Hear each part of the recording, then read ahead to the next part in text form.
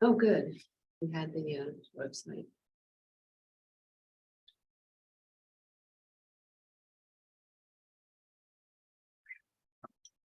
Did you want to talk or you want me to go ahead?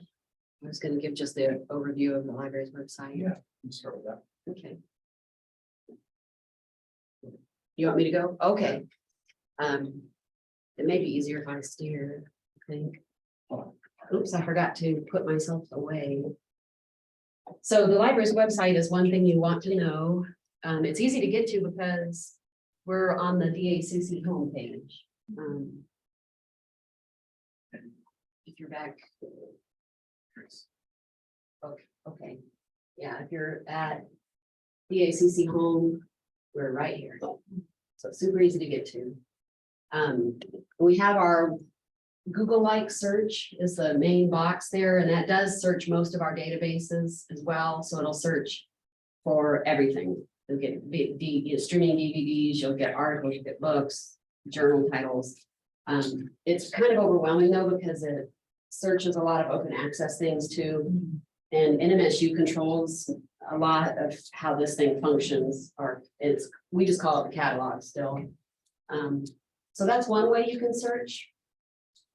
And that's a good quick way just to find some stuff. It's not real intuitive, I don't think. I can show you. I'll just look for. Do you have a special area in biology? Anatomy and physiology? Oh, okay. We have some great things for you.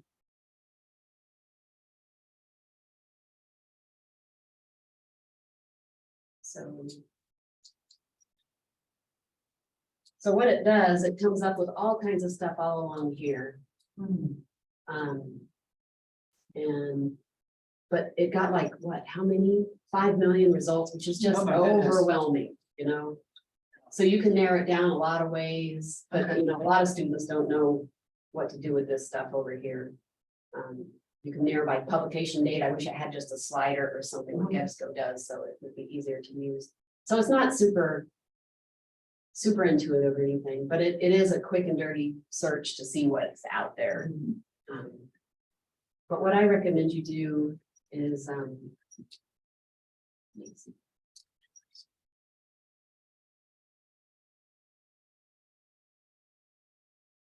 what did I do, Lindsay? No, let me go back to the library. You can tell it's NMSU because it's all red. But we have a search that we do there. And during the hours we're open, I'm manning this service, this chat service. So students, and it's anonymous, so people can just ask questions. And we can send them links to searches and links to ebooks and things like that. But the thing that you probably want to look at the most is these research guides. We've made them for most every subject area at NMSU or at DACC, and we're trying to always make more. But like we have a biology one, we have an anatomy and physiology one too. So I'm going to cater to Maria, if that's okay. Molly, you can ask questions too. But what we've got here, the articles is the best databases to search right now for anatomy and physiology things. These are databases we pay for. And then we have some nice ebook collections. I always include a couple of open access, open educational resources if I can, because I know students from personal experience. I have a daughter-in-law who's first generation of Cambodian, Vietnamese, American, and she never bought a book because they couldn't afford it. So, and then we have some streaming databases. This one is gone now. I need to take it down. But we also have some practice tests for different subjects, not for anatomy and physiology. But there's a few, and this is like cheat sheet. These things are awesome. They're study guides. Oh, my students love those. Yeah, they're like 6 pages. You can print them out, keep them. But it's got all kinds of anatomy and physiology study guides. And what was that under? What? That's under anatomy health. Okay, thank you. And then, of course, a couple of medical images of people doing presentations. There's ways to get open access and things from the National Library of Medicine. And then the career information, we just try to include that information for people who might be thinking about healthcare occupations, for example. But we have a lot of these research guides, and what's good about them is that I'll show you all our databases. We have a couple hundred almost 200 databases, and not all of them make any sense as far as the title. You know, you can't tell right off the bat. Okay. You can choose subjects like this. And I'll just do biology this time too. But these are the databases that we recommend people can search in for biology stuff. And it's because biology is such a big topic that we've got a lot of different things in there. But the research guides are probably the easiest thing to direct your students to. And we have them for English and a lot of other topics too. And a library presentation one we have too, that we try to put all our recorded presentations to. I mean, you can assign these or for extra credit or something, but these are the things that we taught in the spring of last year. And they're about 40 minutes long, I think, but it's Susan, our librarian, is going through these topics which help people when they're writing a paper or something. I don't know how often they have to write a paper in anatomy and physiology, but that's what these workshops are generally geared towards, is people who are writing papers. So that's the databases and a few ways to narrow by subject. And then the research guides. And these are just some of our how-to guides and tutorials here. And if you go further down, then we've tried to pull out the stuff for ebooks. We just got this cool new. So O'Reilly for higher education. There it is. Okay, good. It's very current books on, it does have science. I don't know if it has anatomy and physiology in it, but we just got that. Oh, and we have to authenticate for this thing, even on campus.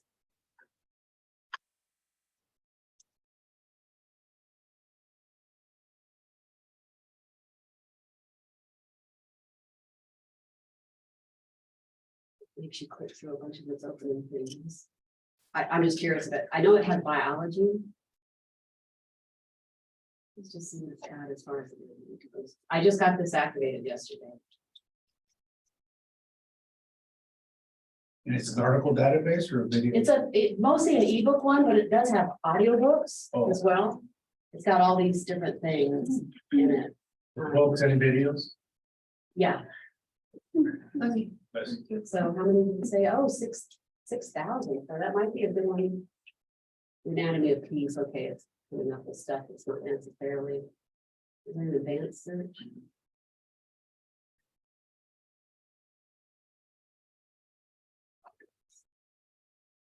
That might be a better way. I haven't played around a whole lot with this.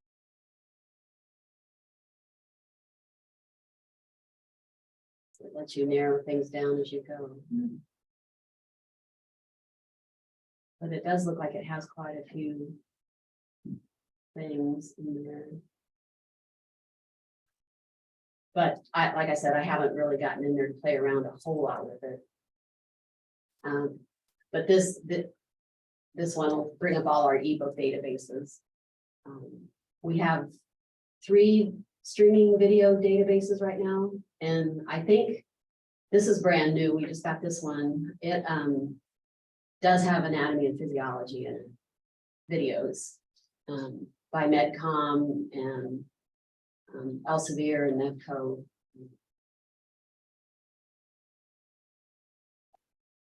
Just look at that real quick.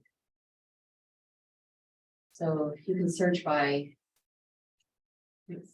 we have the allied health. Let's see what it does. But it has like anatomy for nurses, I think. Okay, yeah, it has, and they tend to be relatively short. Like, well, this one's, I can't tell if that's a minute and 42 or an hour. I think it's a minute. Yeah. So some of them are really short. But those would be perfect, like introduction to the topic. Yeah, yeah, and you can, if you want to put it in your Canvas course, Mhm. wherever you Oh, great. see the share symbol in all of our databases, it will let you, you want to click on this embed or link, Mhm. and then you can either copy the URL and just stick it in there. Or you can embed the whole video, so they just have to click on it. You could copy this code and stick it in your Canvas course, Great. like a YouTube video. It works like that. So we just got this one because MedCom went out of business, or they're no longer serving institutions. And MedCom is done. Forgot to remove that yesterday. What else have we got?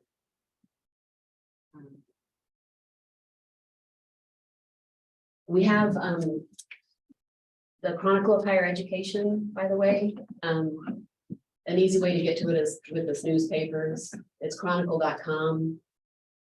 And it's an institutional license, so you'll be able to access that full text online, or, I mean, here or from home remotely. I'd like to make sure people, because that's fairly new too. We got that last year, I think. So we have different services for students, for faculty and staff and community members. And then we put our announcements down here.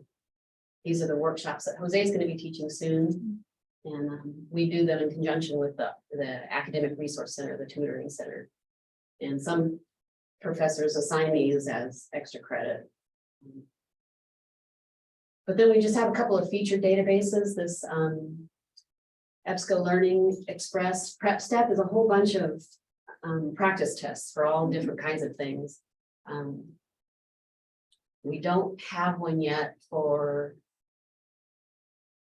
medical assistant, but I'm looking at a database right now for that.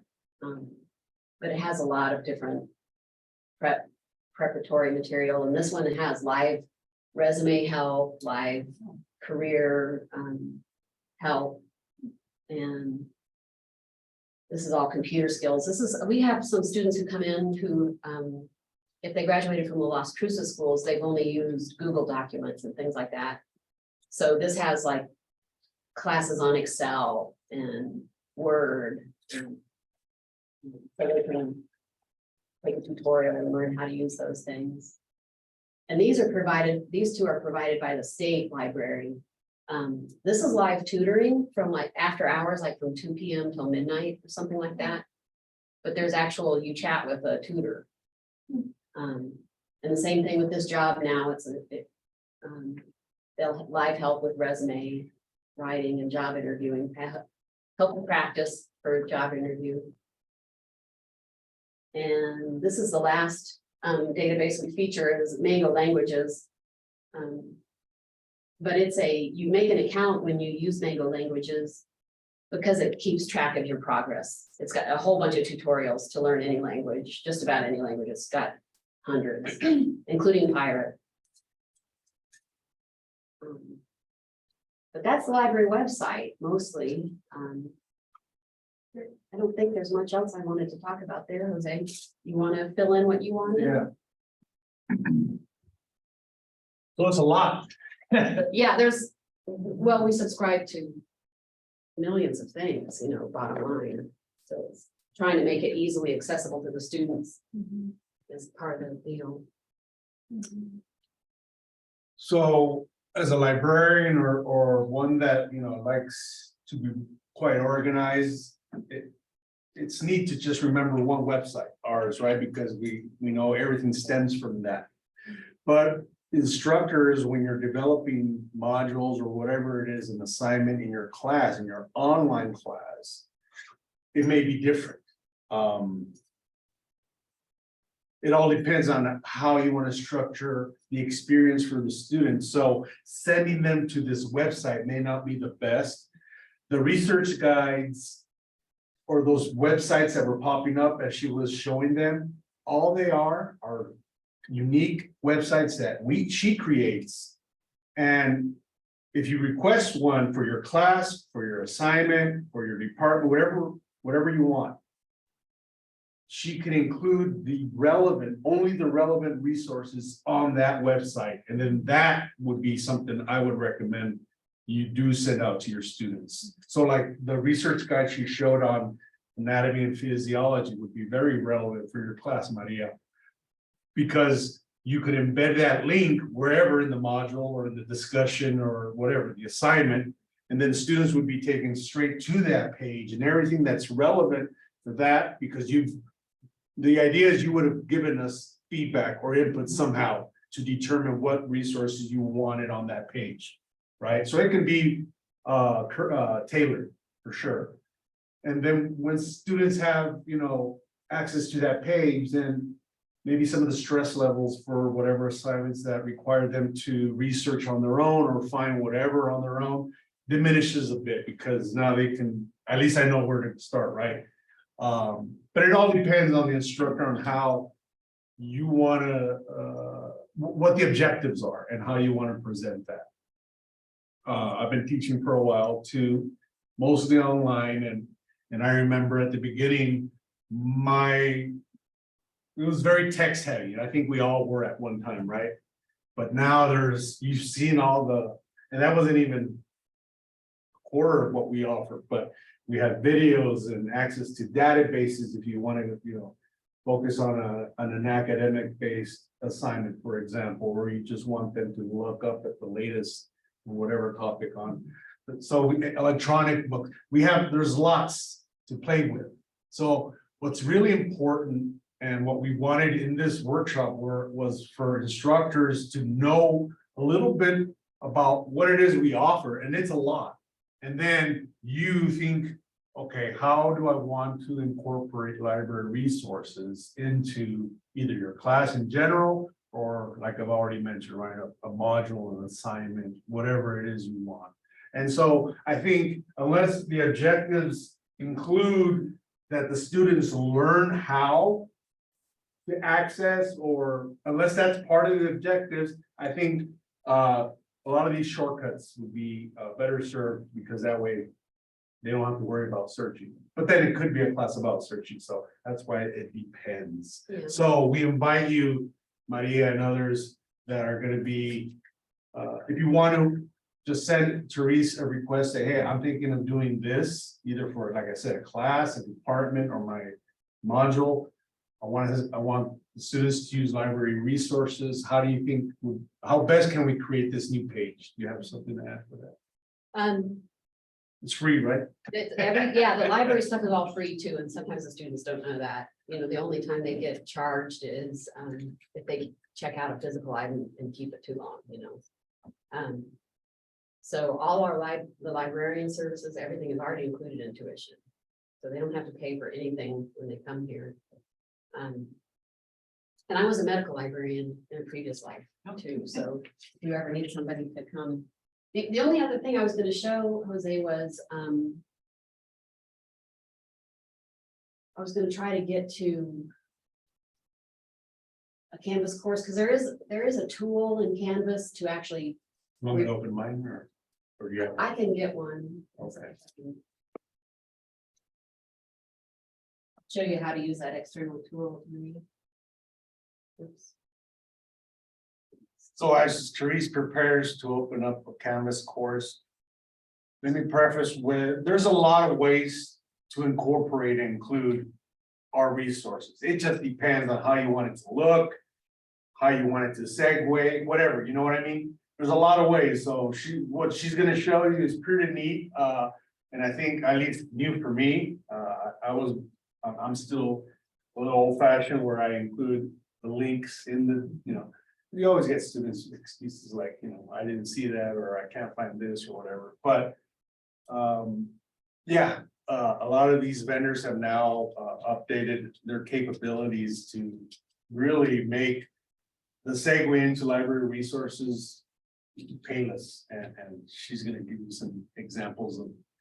Well, it's not super painless, but there is one shot. Yeah. Hold on. Oh, two-factor authentication. So I'm gonna go to. We have a lot, just a space where we can play with it, here. Oh, look, my financial planning.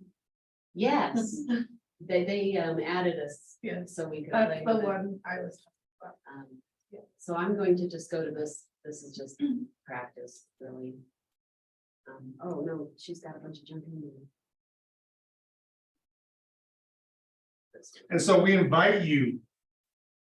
When you have time, I know that's scarce, but maybe during the holidays or whenever you can, to come. And browse some of these resources, because that's really the best way and the only way really to know what it is.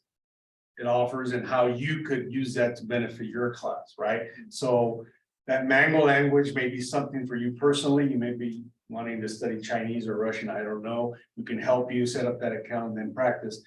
That could be an introduction to finding out and determining which resources would work best for your class. So the way to add library research guides or whatever directly to your, or databases directly to your Canvas course is to use a module. And let's see, I'm just gonna use, I've been playing around. It's been a while since I did this. I'm just gonna add. And then you can go down to external tool, the very bottom. And then we have DACC Library. So that's just a link to the library's website, but this actually will let you choose the research guides or a subject list of databases. So we're gonna do the research guides, and then you can choose one.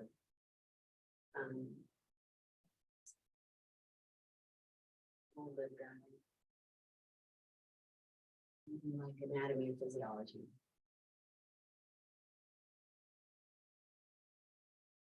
Embedded. I think it's there.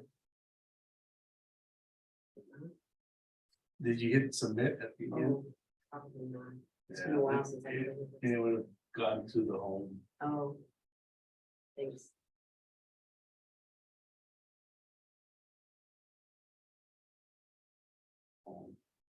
Ed content. And then add item. Oh, you have to hit add item. Now go to your Okay. homepage.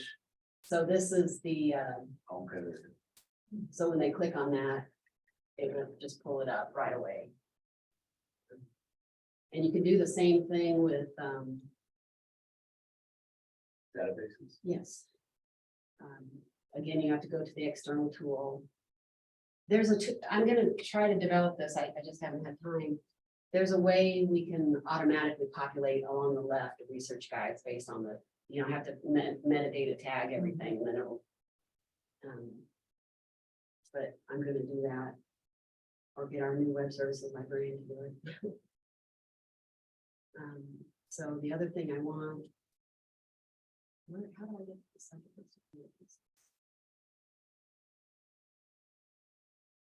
Databases for subject.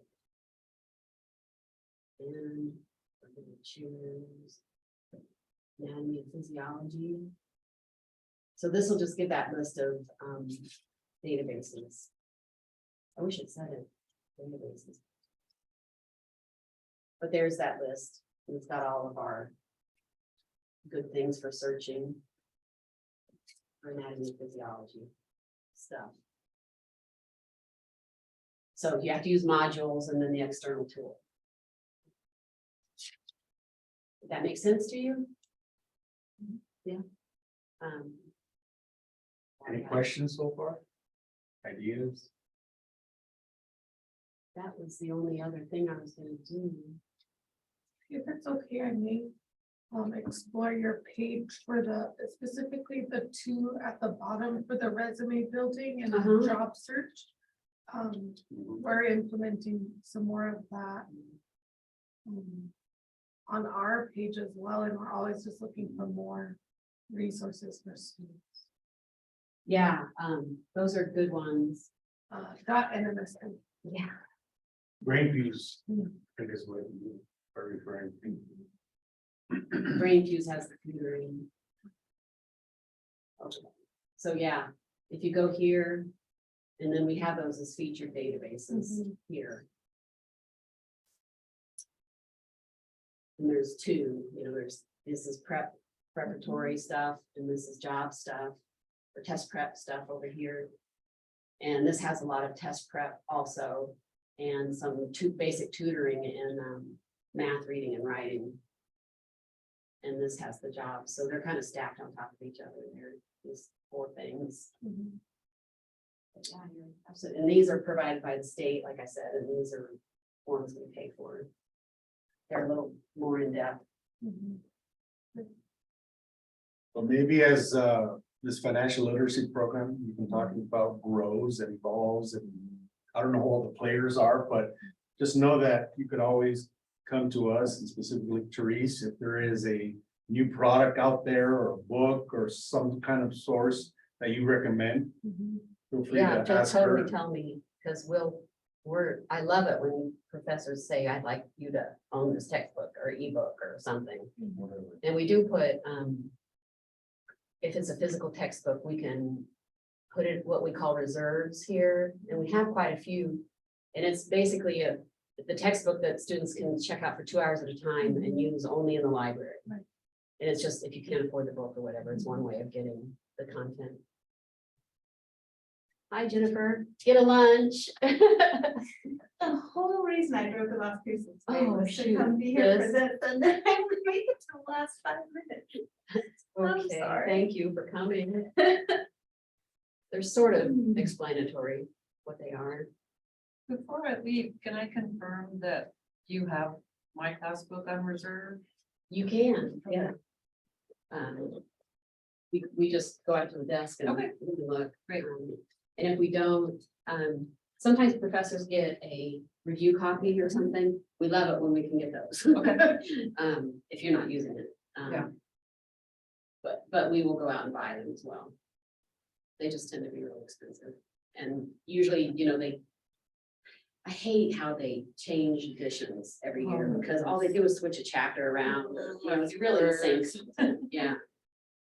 So then it's a struggle to keep up with us. Yeah. Because of that.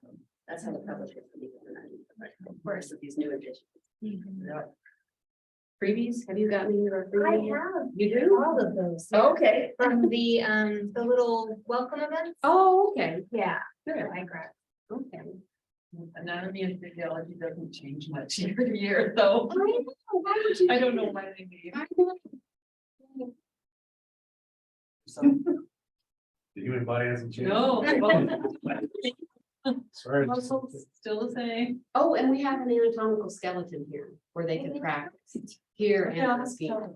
I can show it to you when you've got the answer key. But, Okay. and apparently Jessica ordered the discount version because nothing was labeled. I Oh, have to go, we don't label everything.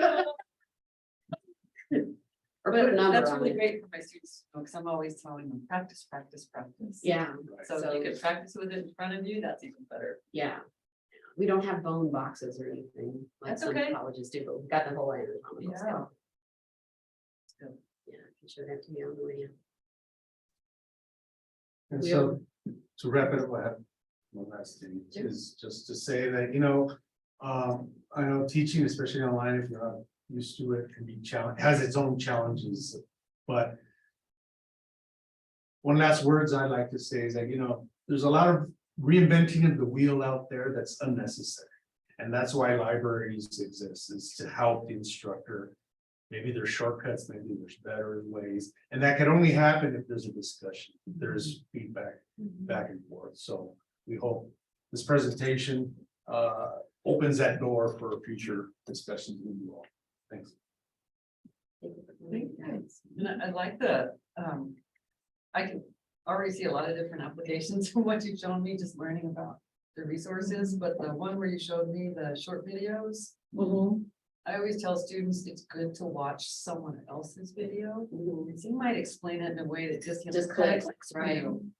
So That's it's allied help. great to include. Video collection, I think is what it's called. Yeah, I wrote it down. Okay. When it Play around. Yeah, that's brand new. We've got that just like last month.